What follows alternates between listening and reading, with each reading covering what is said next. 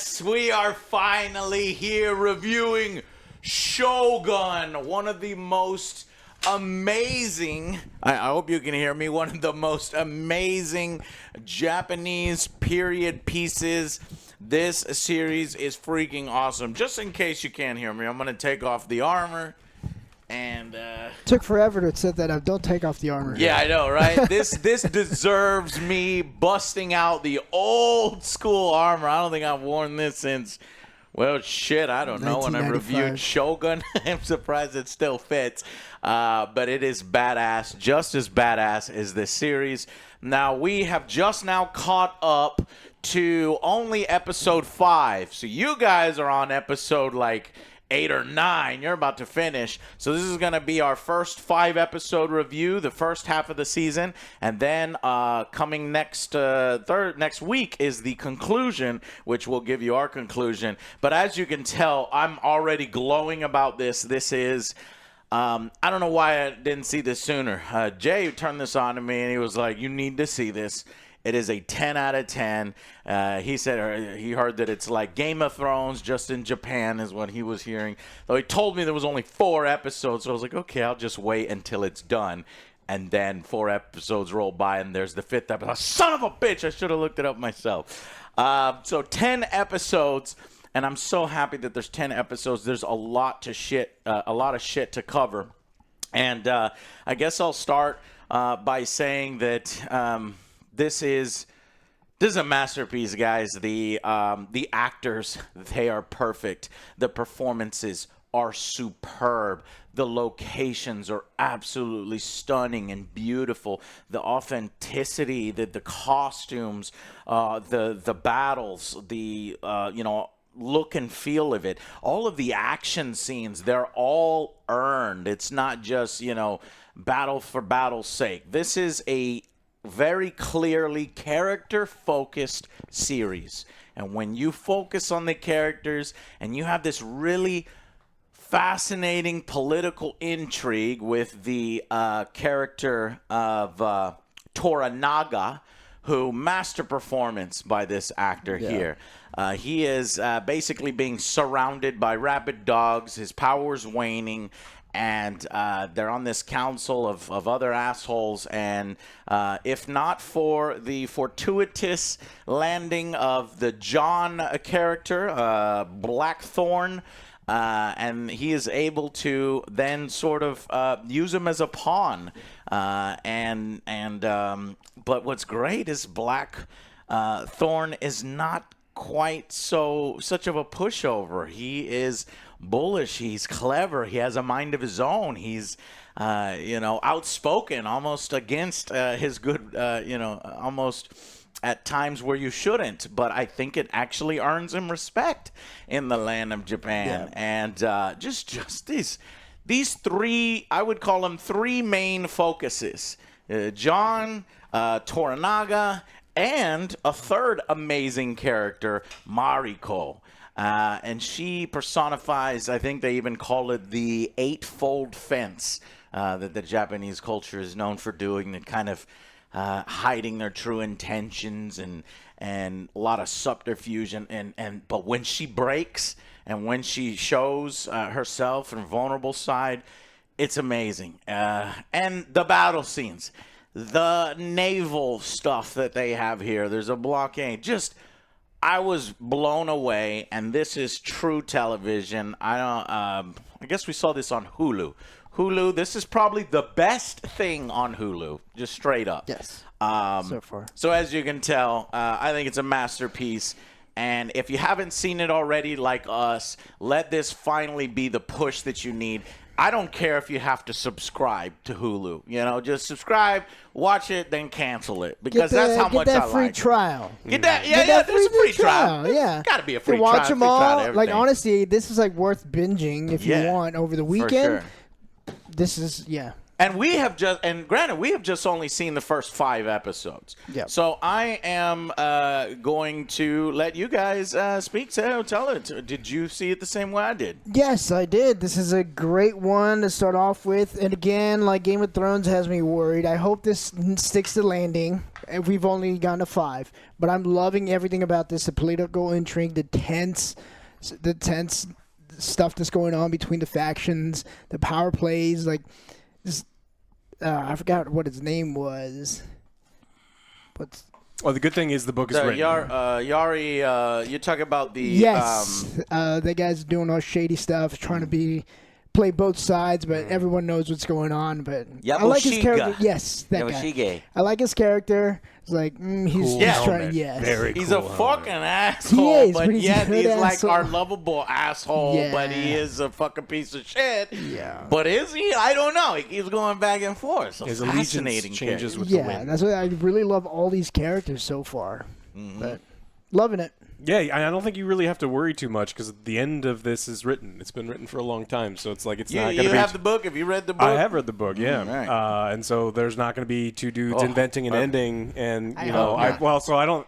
Yes. Yeah. Fucking Game of Thrones on HBO. Now, people. Now, to be granted, to be fair, the first few seasons of HBO was fucking great.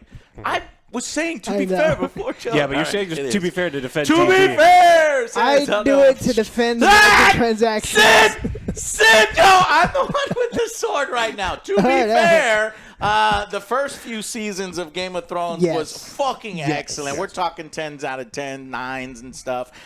They fucked it up at the end. So I'm glad to hear from Alex that this book's ending doesn't fuck it up. Is there a potential they'll fuck it up? I don't think so. I don't think so. Let's just stick it close to the book, right? Yeah. I mean, obviously they try to do this a little more historical, so it's not gonna have a fantastical, mystical ending or something where all the characters ride off into the sunset. I'm not expecting that. I'm expecting something a little bit more, complex and interesting and intriguing like the rest of what we've seen. But it is definitely building to war. Yes. And I'm looking forward to a war. I don't know about Hulu's budget. So I don't know if there's going to be this massive Ran level. If you haven't seen the film Ran, I highly recommend you need to see that film if you want more of this kind of full-on war with hundreds and hundreds of troops. Now, back then in the day, they could just all-out expense, just go at it. They had all the costumes for that. I don't think we'll probably ever hit those levels. Who knows? Maybe we will. I haven't read the book.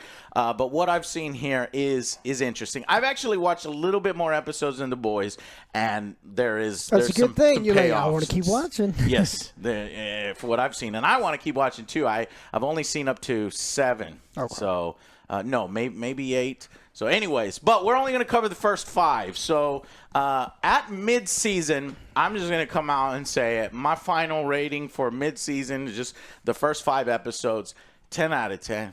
Masterpiece. It's so consistent.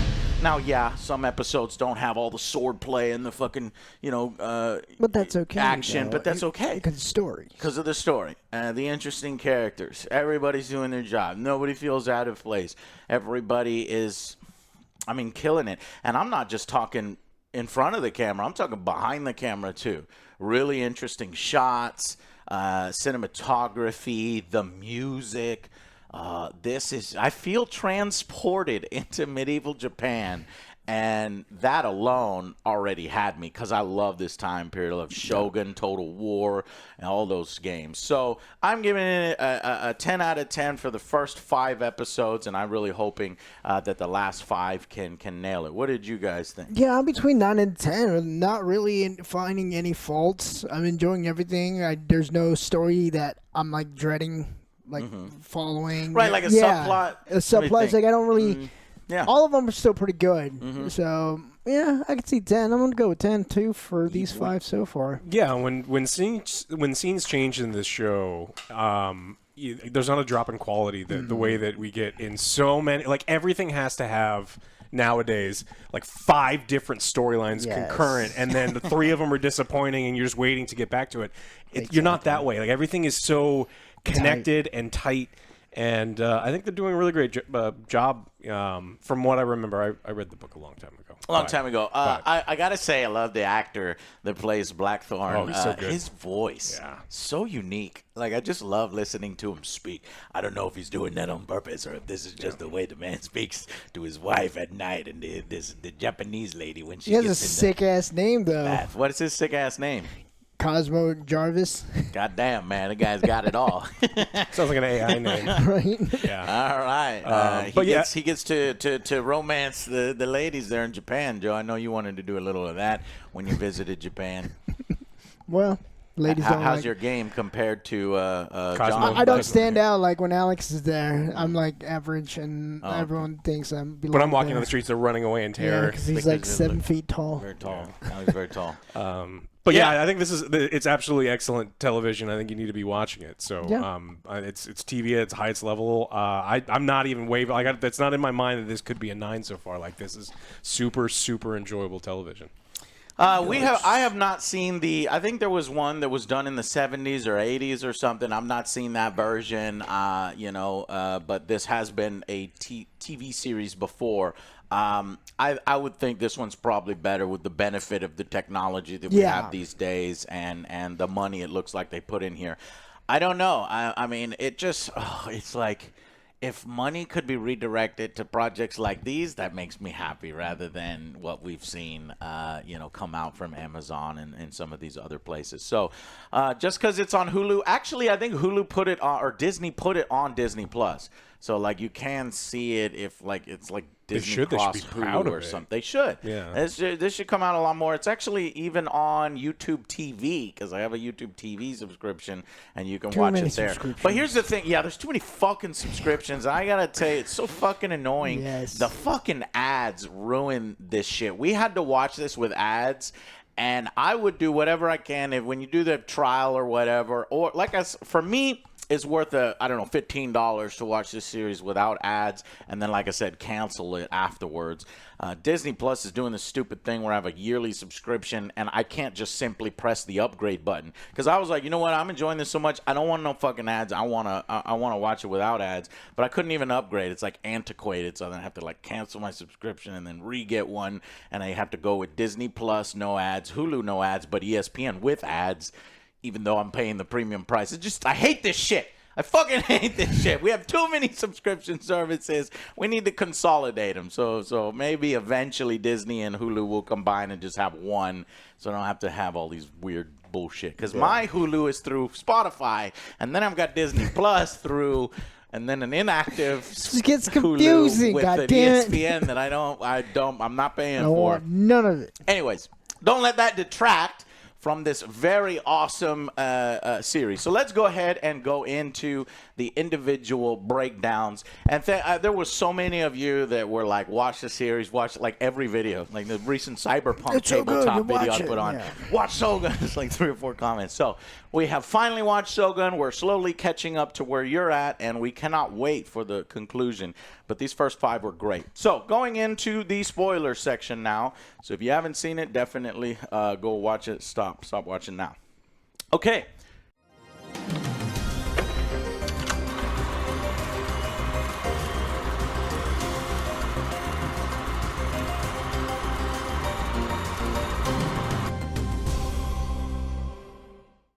Hey guys, welcome to the spoiler section. Let's start with episode 1, Ajin. And this one is, it's surprising.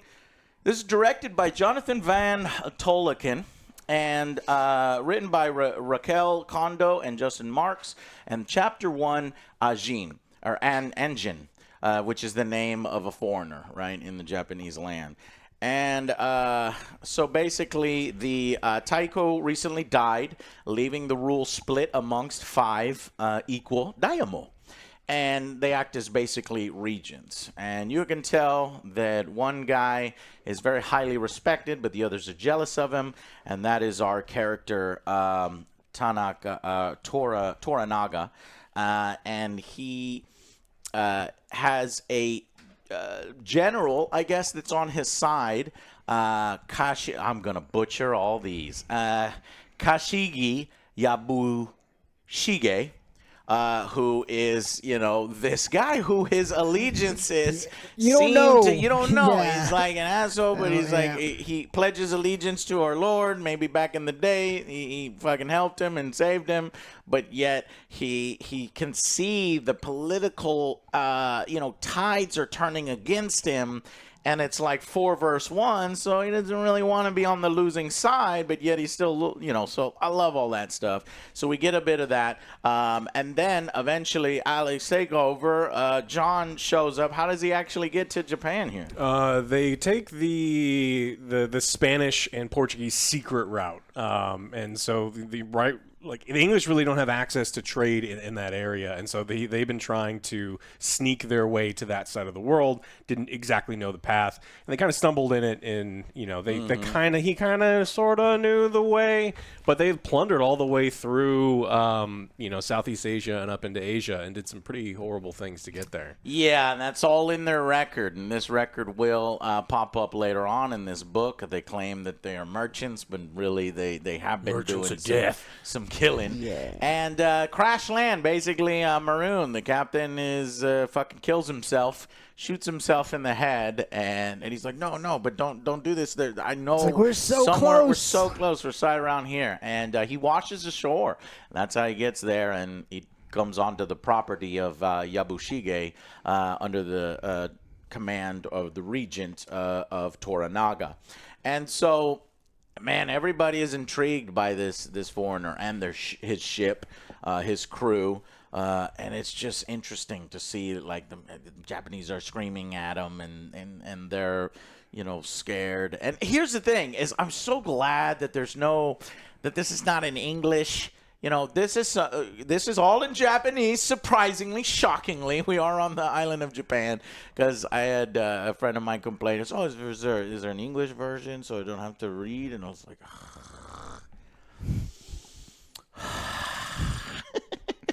this is not some how people to don't watch. like to read. Some people don't like to read. Like, This I is love not foreign how to watch films. it. Like, Why check are this you one out. my It's so friend? good. It's like, I gotta read subtitles, but it's so fucking good. It's so fucking good. The Japanese language, the cadence, it just sounds. Everything has such gravitas, especially when when lords are talking and generals are talking, and then the ladies of the court. This is all very fascinating. So basically, it sets the stage. Yeah, well, it also it's a great opportunity for comedy, because people don't necessarily understand him, and so it's great. They use it to great effect that there is a language barrier, and they don't always have a translator. Yes, exactly. And the translators that do, it's an unreliable translator. He realizes that, wait a minute, so the English hate the fucking Portuguese and the Spaniards and all them. They have different religions. You have Catholics versus Protestants. He's like, he doesn't speak for me, and they have this conflict, and he's like, kill him right that away. Is not what I said. Yeah. He's like, before he starts fucking running his mouth and telling everybody that, we're not the only ones out there and all this other stuff, and reveal their secrets, essentially. And they are harboring some secrets against the Japanese that will piss the fucking Japanese off. So, of course, they want this man killed.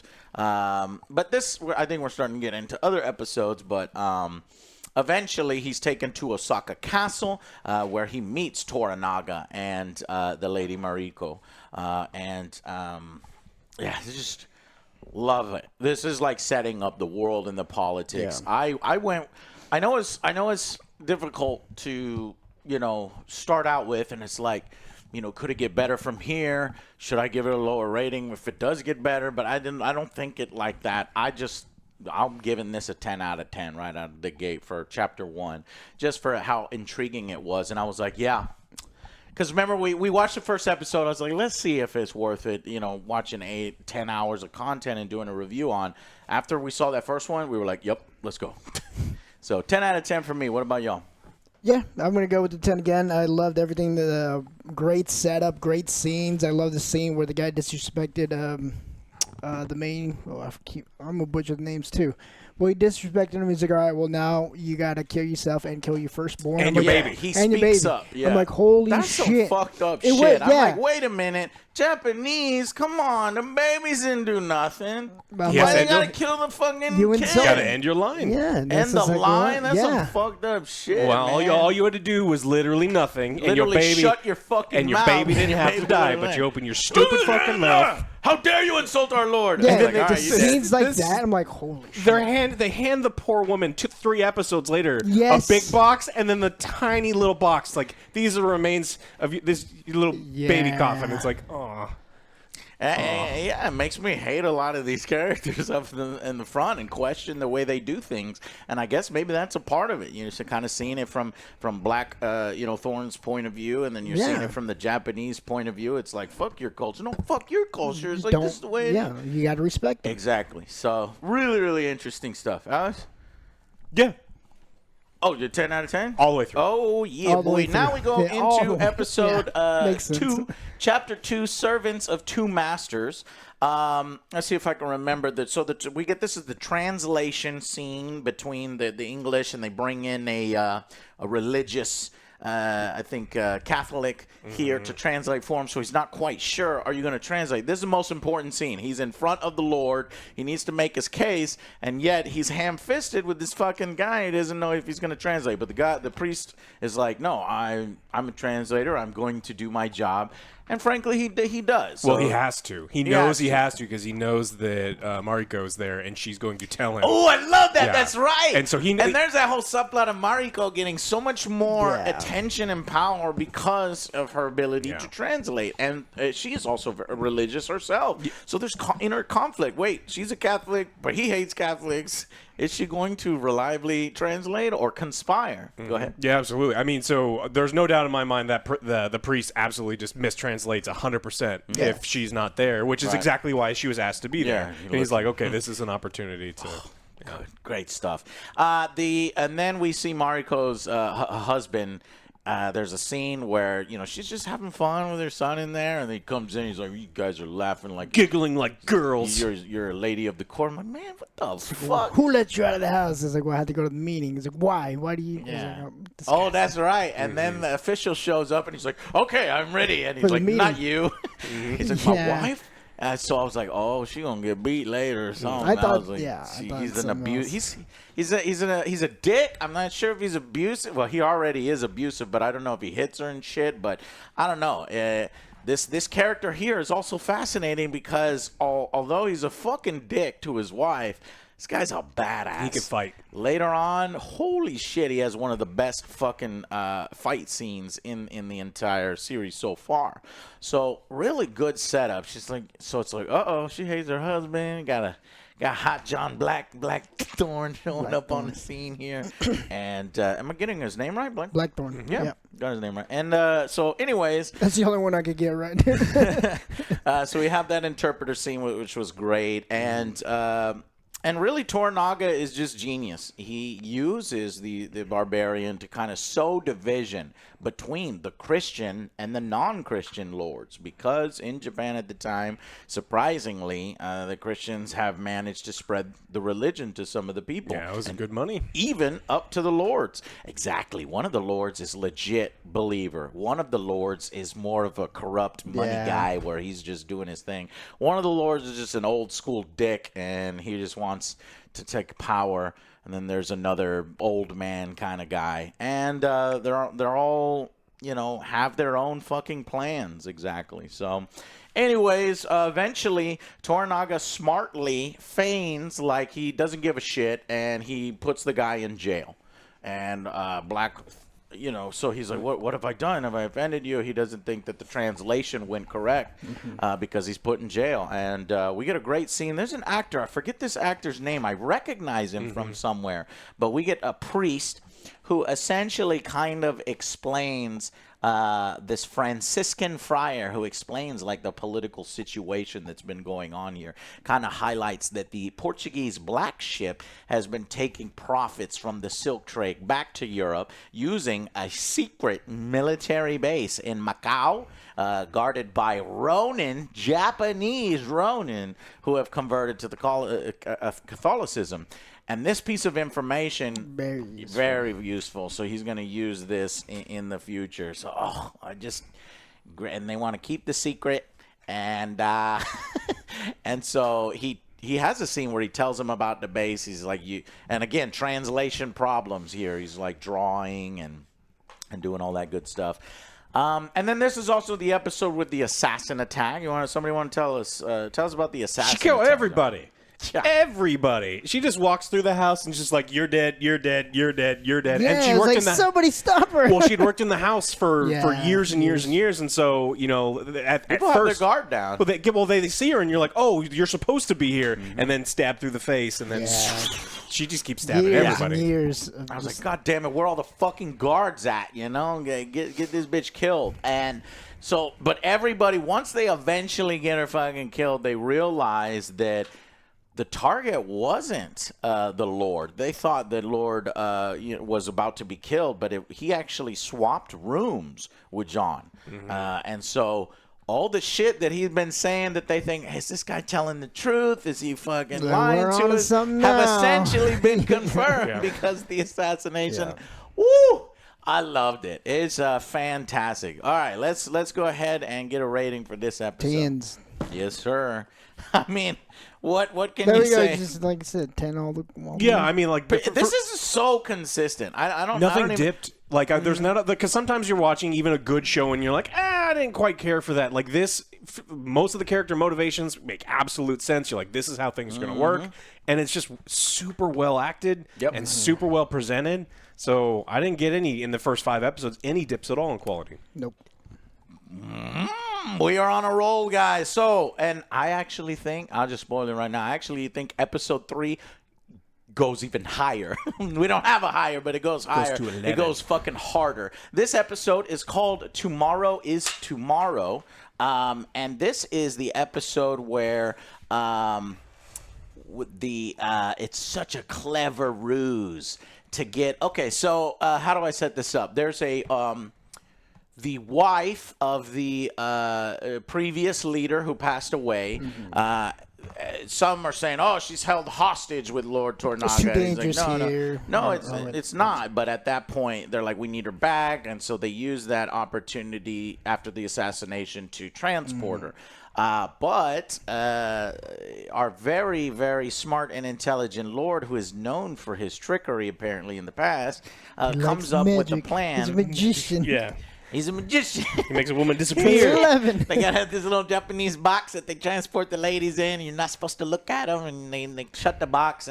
But they're like, hey, let me see that box before you leave. In fact, the asshole Lord himself shows up, the one that wants to kill the clan. And he's like, let me see. And it is her. She confirms it, and, he's like, I apologize, and, he's nice and everything. And then some lady creates a distraction. The pregnant lady. Contraction, distraction. Yes. And John looks over and he notices somebody's running behind the tree, the old lady running behind the tree.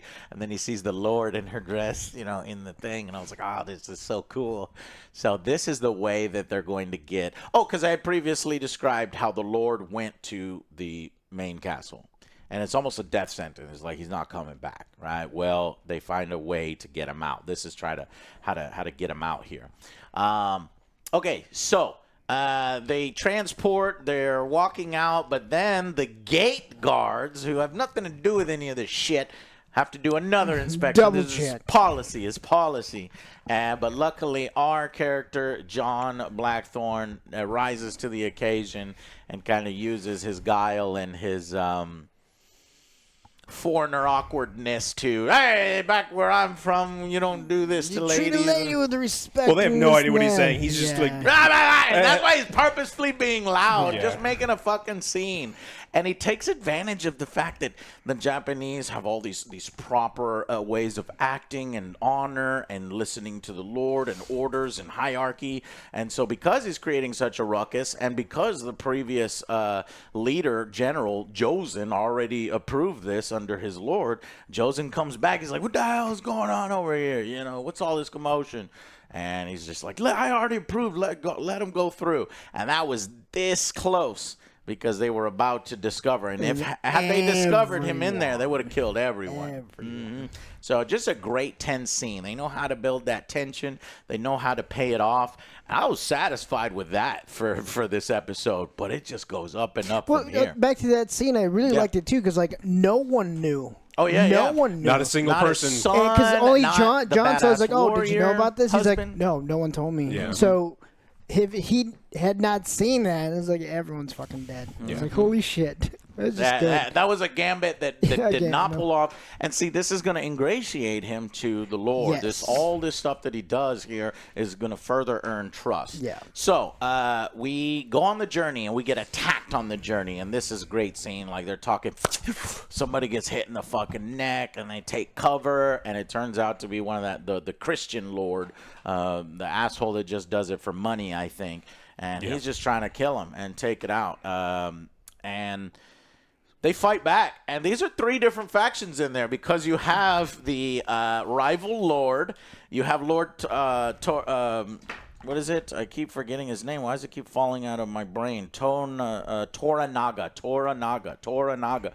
Rival Lord, then Lord Toranaga's forces, and then the Christian Lord is raining fire down. And they're like, so are we going to hit the other troops? And he's like, they're with the heretics right now. Just kill them all. They know that something's up, because the Christian Lord immediately confronts the main bad guy. Say, "Oh, you're the prisoner I needed executed. Mysteriously got intercepted by bandits, and all the bandits are mysteriously dead. And this is the only guy who got out. Fuck you! I know that you did it." So it's like there's tension between the lords, because we forgot to mention because he was supposed to be assassinated. Because the Christian Lord, he is overseeing, because the trade between China won't trade with Japan, and so it's really, they've built themselves in this intermediary, and so there's so much money going back and forth.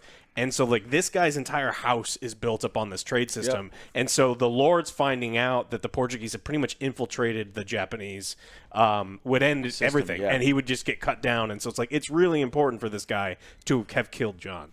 Yeah, and so it's revealed, so he's just firing. And then, in fact, the rival Lord's forces realizes, wait a minute, that's not the wife. It's Lord Toranaga. And so then they start fighting themselves. We got to fight. The fuckers on the hill are like, are they fighting themselves? What's going on here? Even they get hints of what's happening, and they're like, all right.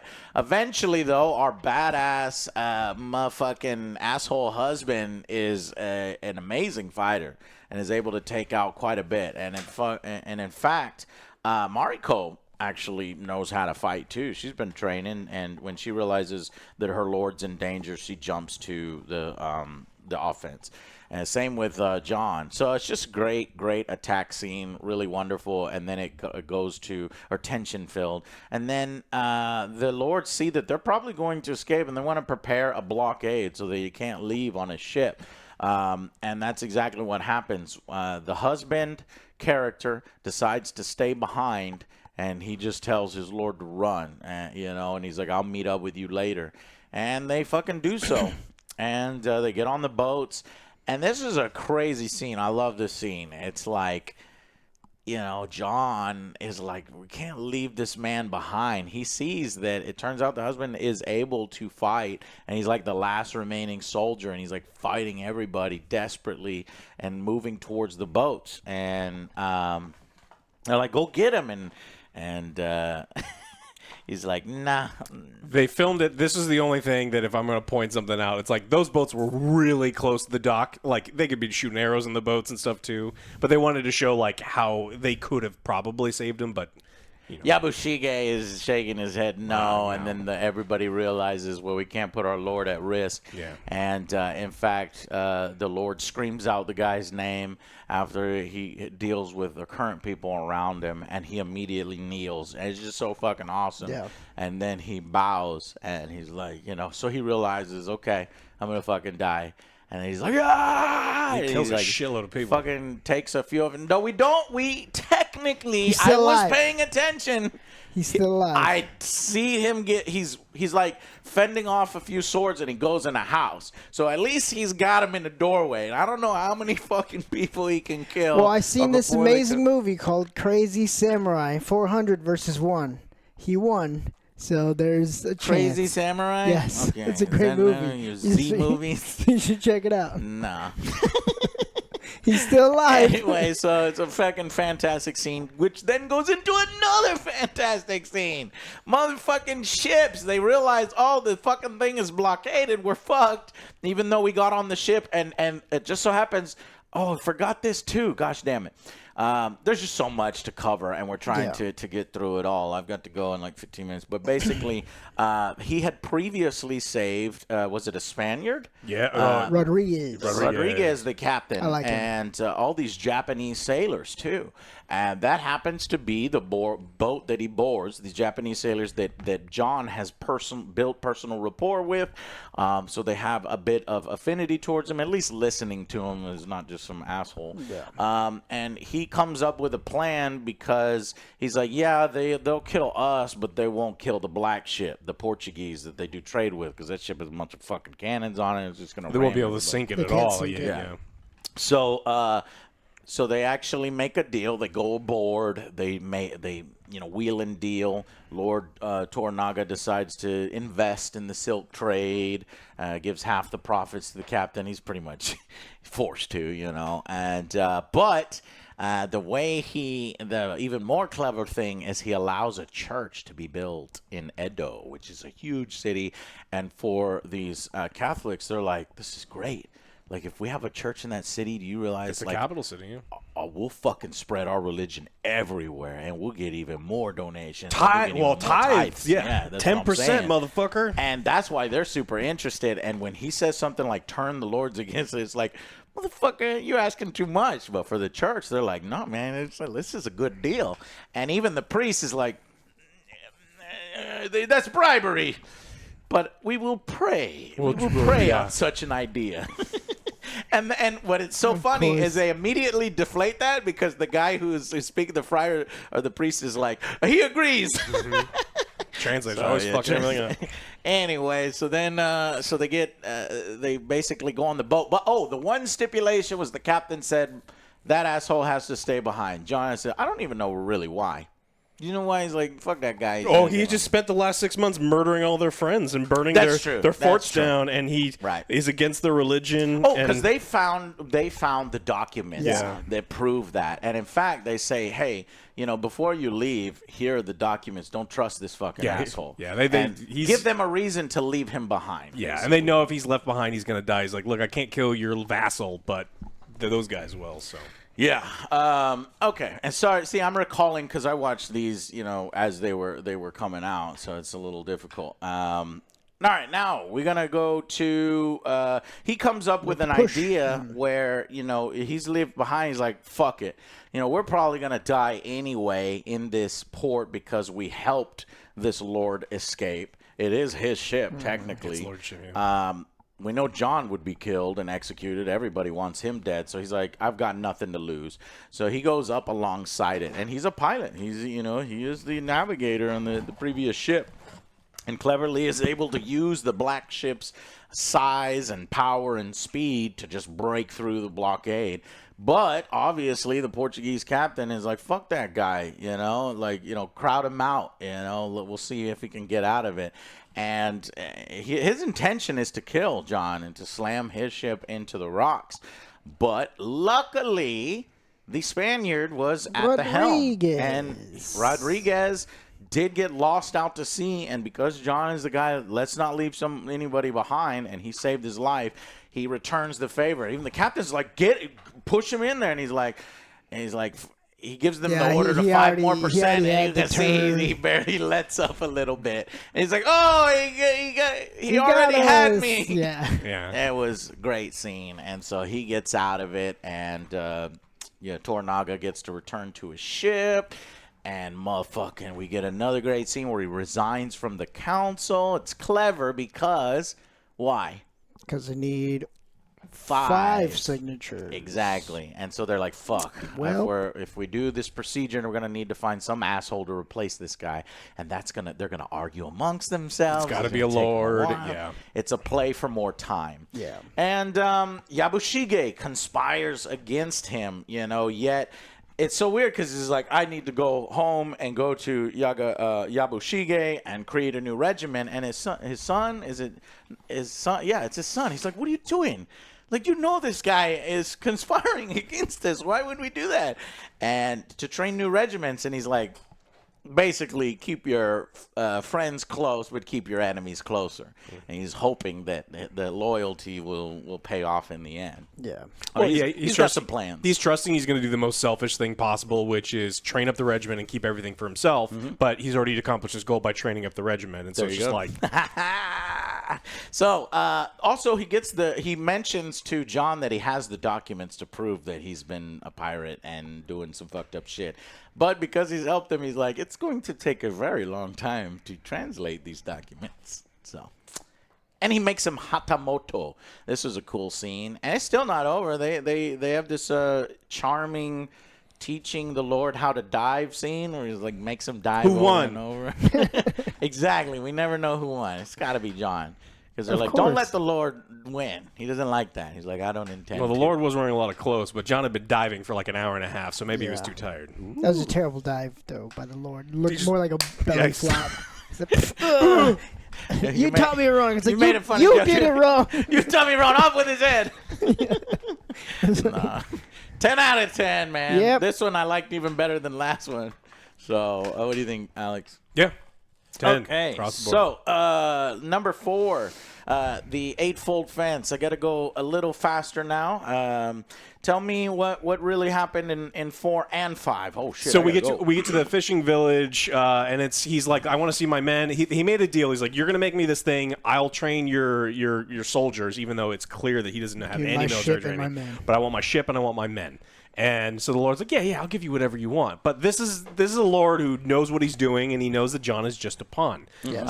And so he drops him off at the village, and there's this great show where the Lord is reminding his vassal, I'm fucking in charge. Because when he gets there, all of the men, all the samurai are chanting Yabu's name, right? Yes. The guy who's betraying him. And then the Lord gets up, makes a speech, bows to the men, and they don't stop chanting his name. And even as he's sailing away, he's raising their fan, so they keep chanting his name to remind you, I'm the fucking boss, and I know what it is. At each other. His men aren't there. He was given a house. He's given the poor woman who had her idiot husband and baby murdered. Yep. Yeah. As consort. The translator will be living with him, and then we just kind of go through a training montage where he says, "Look, the muskets. There's nothing I'm going to train you, right? You've had muskets for 50 years. I'm a sailor. I don't know much about this shit, but I know about blowing up forts with like big fucking cannons. And apparently, up to this time, the Japanese hadn't really figured out how to use them accurately. More like a spray and pray type thing. And he shows them exactly, using the current English tactics. Yeah, and so to how to blow up stuff." And we get some machinations. The nephew of the wants to prove himself. Both of them, like the son of the Lord and then the nephew of the Lord are they're like, how can we spin this to work for us? Yeah, it's great. And Yabashige is a real piece of shit playing both sides. He actually invites Jozen to stay the night and kind of win. And the fucking son is like, why the fuck are we doing this? We're literally showing the enemy how we're going to fight them. I don't fucking approve of this.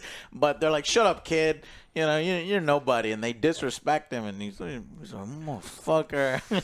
There's one hell of a bit of foreshadowing where he's like, now I'm going to show you how to use chain shot, and then like the scene ends, it's like, uh-oh, and then they bring all the dudes out, and so all of the generals are going to be overseeing this tactic. That's tomorrow. That's episode 5. Yeah. But we have a great scene back at his home. They have dinner, and Blackthorn gives Fuji one of his guns as a token of gratitude, and I think just everybody sees how kind of a good person he is, and so they can't help but like him. And even her was like, fuck this guy, but then she, almost out of a sense of obligation, but also because she wants to, gives him the swords of her father, because she's like, if I'm going to serve you, I'm not going to serve someone without without some swords. She's also proven to be ride or die, because the shithead nephew shows up and is like, give me your guns. He's like, I'm not giving you my guns. And then she's like, I love that. And then she holds, she's like, oh, tell you what, to stop the conflict, I'll hold your guns for you. I will not surrender them to this guy. And then he's like, no, you give me the guns. And she just pulls his gun in his face. Yeah, like, you can bully his ass around, but you're not bullying me. Yeah, I will shoot Japanese. you in the face. Get the fuck off. Yeah, exactly. I loved it. Just great stuff. And then we get the hot and heavy scene here. He strips naked and gets in this beautiful bath, I'm sure, in the countryside, and Mariko joins him, and they have a touching scene here. No touching.